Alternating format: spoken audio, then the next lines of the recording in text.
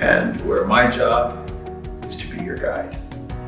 Today we'll be talking about the process of determining the value of your home. It's been tried and true and said over and over again a million different ways. Location, location, location. So that is one of the first things that I'll be doing. And typically I'll get a little advance notice on what the address is, and I'll go scour the neighborhood regardless of what my intimate knowledge is of it or not. And I'll go into the grocery stores and to the school, and I'll visit with the people so that I get a real firm understanding of what that community projects. That'll be part of what I share with you when I get there. And then the other part is it'll be your home and where its location is in regard to that neighborhood.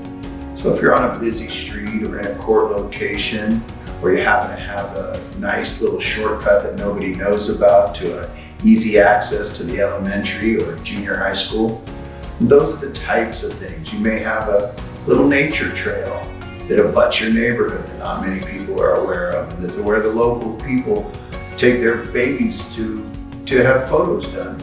I remember that was what was done with my little children. We had a little nature trail, and it was real custom for people to around 2 and 3 years old to go out in the mustard fields and have pictures of their kids taken.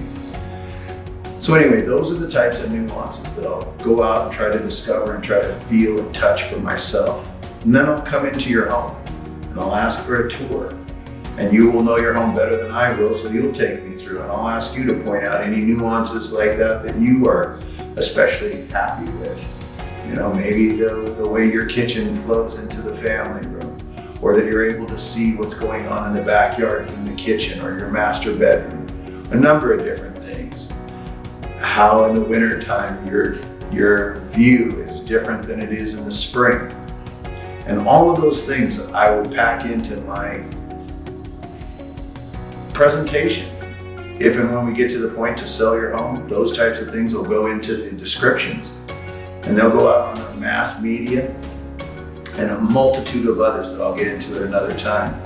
But even as far as just a local hardstock card flyer that'll be always with your home, both inside and out. And anyway, so I will come in and you'll show me all of these things, and then I'll make recommendations. I may say we just need to pull out some of your personal items so that when people come in, they focus on the home and not how cute your children are, or they can also more easily view it as their own, what they would feel like. And the fewer personal items there are, the easier subconsciously that is to do. And it may be very extensive. You may have a lot of people living in a small space with a lot of furniture and a lot of personal items. And so we may need to, my recommendation may be need to even get a storage facility. I have trucks, I have staging equipment, I have staging furniture and stagers that work with me. Most of that is primarily free of charge. The reason I say primarily is I don't know every little house, but so far they've all been done free of charge. There might be some renovation that would complement the sale of your house. And when I mean complement, I mean where you would receive $3 in projected income value from your home for every dollar you spend. That's usually a threshold that has commonly come up. I've helped a lot of people spend $10,000 to $300,000. 300 is obviously an extremely high amount, but they've received $2, $2.50 or $3 for every dollar they've spent by doing that. Sometimes you're not able to afford that yourself. Sometimes I can help with that. Depends on the property and the people and the situation. I've helped people with $20,000 and $30,000 and $40,000 myself so that I can get that work done. Maybe it can be built through escrow. There's a number of different ways, but I make all those recommendations and I make all of that available to you.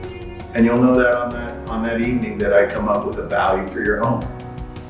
And so that's in essence, in a nutshell, in a snapshot, what I do to help determine the value of your home. And I just wouldn't want to miss that. Yes, we do the traditional comparable sales for like properties that have sold currently and quickly in your neighborhood. And I show you, for example, appraisers are more concerned with bedroom count than square footage. And so the comparables will be similar in bedroom count, more so than they'll be focused on square footage.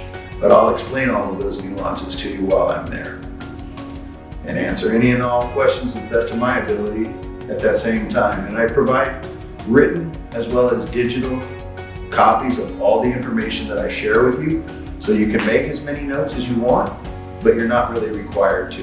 And once again, you're not required to have to think of the questions to ask me. I view it as my job, like I said, to be your guide. So I'll guide you to what the questions typically are from other people and how I've answered those. So thanks very much. This is Marc Graves, Courtyard Realty, buying homes and estates. If you would like a valuation of your property, there are links at the bottom of my page. You can get in touch with me through any of those. You can do a sort of a half generic valuation also through the same page. And don't forget that you can just reach out, call, or text me and set up an appointment for a thorough evaluation of your home and what to expect. So thanks again. It's Marc Graves, Courtyard Realty, Fine Homes and Estates, where my job is to be your guide. Thanks. Don't forget to like.